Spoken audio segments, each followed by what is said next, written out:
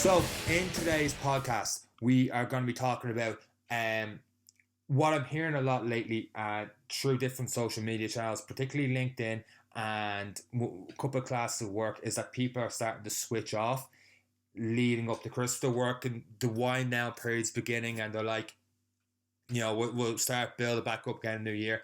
And a lot of people do it with their fitness as well. And I understand that people are busy, obviously not with work if they're winding things down, but other things and catch-ups and Christmas drinks and stuff like that. And the point would be, what's the point in training if I'm going to do all my training with a couple of drinks or different nights out and Christmas dinners and all the rest? So what's the point in training now when I could just start again in January?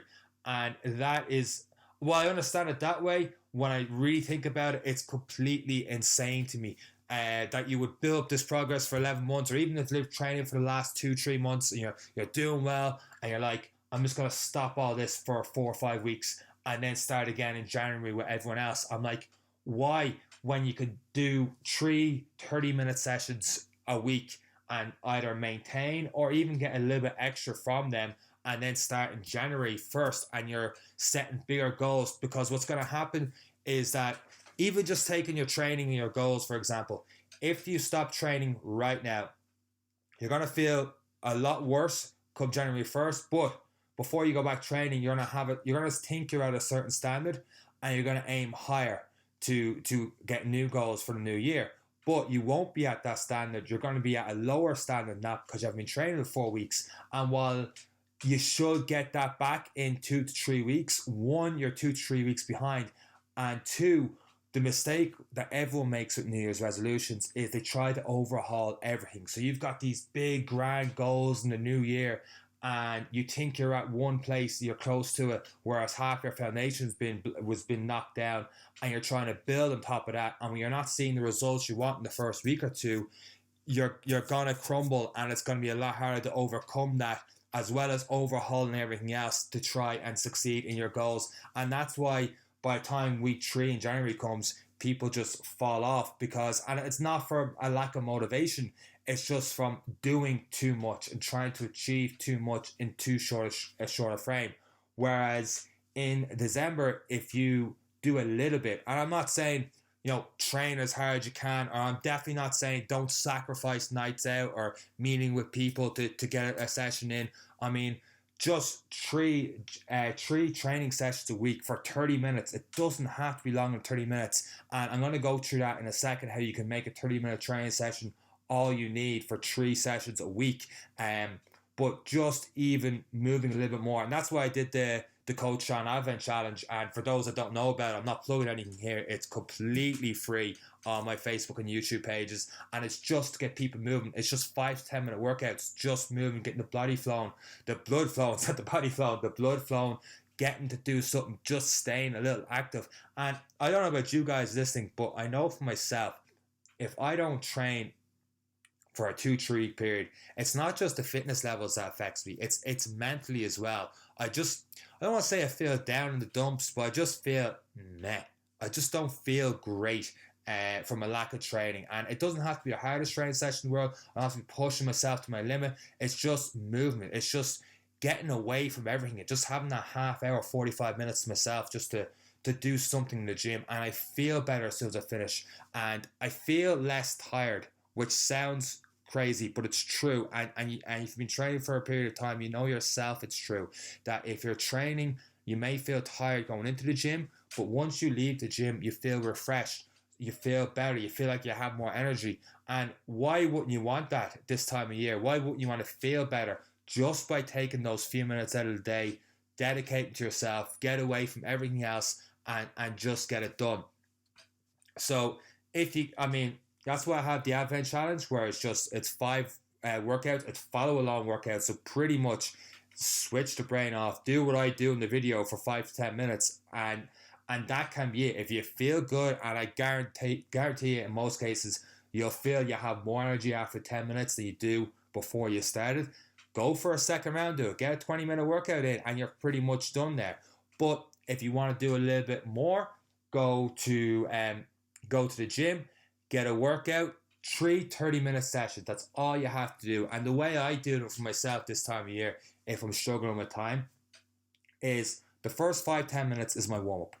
Whatever about other things you have in your workout, do not cut short your warm-up, or don't get rid of it. Definitely don't get rid of it, because if you get rid of your warm-up and go straight into workout, you're more likely going to injure yourself. And if that's the case, then you're going to be on the shelf. You can't train. And what's the point in training? What's the point in putting yourself through a training session if you're going to increase the risk of injury, rather than getting your 10-minute warm-up in and doing a little bit less in your workout? I'd much prefer you did 10 minutes warm-up than a little bit less. From there, what I like to do is, after my 5-10 minute warm-up, I'll do a big exercise. So it'd be something like, I like a lot of people pick squats, barbell squats, deadlifts, that kind of thing. Squat, deadlift. Oh my god, I've got completely blank there on the other one. Bench press. How did I forget bench press? Squats, deadlifts, bench press. But for myself, I do like some sort of dumbbell press first, or I would do a kettlebell swing, or my favorite lately has been weighted pull-ups. I like doing a lot of weighted pull-ups to start after my warm-up. So whatever takes the most energy out of you, that's the hardest to do. Or Bulgarian split squats, where you have one foot on the bench, you're holding the dumbbells, going up and down. Whatever takes the most energy, do that exercise first. If it's something particular you want to focus on this time of year, do that exercise first. Spend 5 minutes or so, and 3-4 sets, 6 to 10 reps, depending on what your rep range is now. Try and go as heavy as you can with best form. Take a good break, go it again. Once you've done your 4 sets, I would pick 3 exercises next, and I would superset them.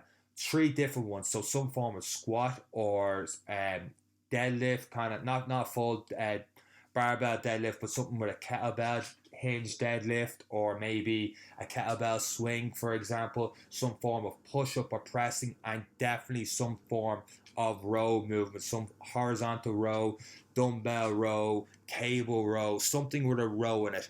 And I would superset those 3 exercises for your next 3-4 sets. So for example, I would do 10 reps of one exercise of goblet squats, then switch to 10 reps of dumbbell presses, and then 10 reps of my row. So while one body part gets a rest, you're working on the next body part. Do those 3, get a breather, go at it again.